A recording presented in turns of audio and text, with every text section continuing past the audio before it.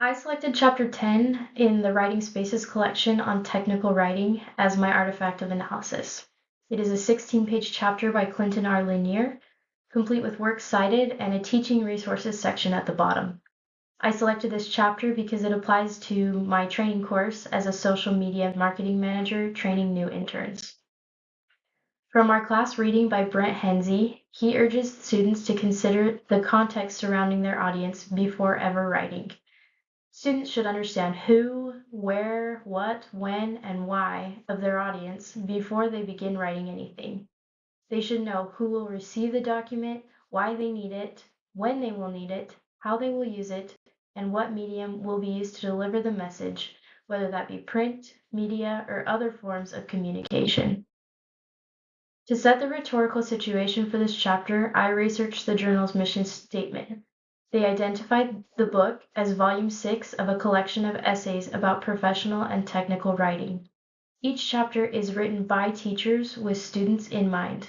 But based on the teaching resources section I read at the bottom, I feel that the primary audience of this document would be teachers teaching a technical communication class, with students as a secondary audience.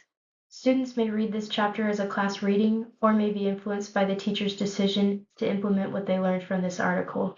The purpose of this chapter is to help the audience understand how technical communication and social media relate, and how social media can be used to facilitate technical communication, or rather help teachers instruct students on social media use in technical communication. Teachers might use this document to teach students about audiences, help them recognize the role social media plays in the field of technical communication, and how trends have evolved in the field. Students can learn how social media has revolutionized the field of technical communication, about audiences, and ways to survey audiences for feedback on how technical communication documents are performing their purposes for those audience members.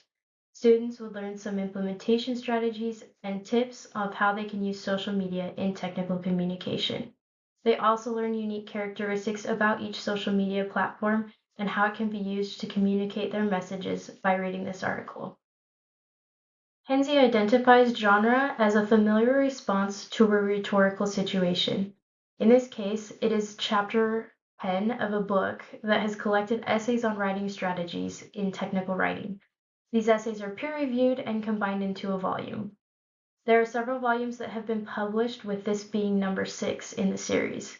It is available on an open access database, so teachers and students can access it with little difficulty. It was designed to be an alternative to textbooks that teachers could use in the classroom. This type of source is easy to access, and it has clear headings and an implementation section. It's familiar to teachers and students because it's written by other teachers with similar experiences, and it discusses how they taught those things in their own classroom. The Technical Writing Spaces Journal set guidelines, which are the rules for this genre, and they provide authors with little flexibility in format, but authors can choose their own topics and change how they present the information.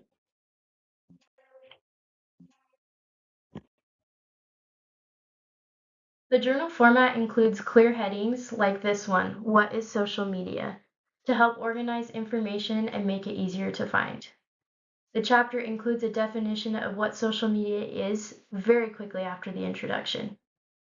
Larger quotes are indented to make them easier to locate later. This is the definition of social media. There are page numbers located in the corners, and the title of the journal is listed on each page. This is set by the journal. Guidelines are what create the genre. This document is structured with a few main sections. It begins by defining social media and follows by explaining how it applies to the field of technical communication. It then offers tips for using social media in technical communication, and a conclusion and works cited section follow. Then there's a teaching resources section at the bottom. Clear headings help readers to locate information easier.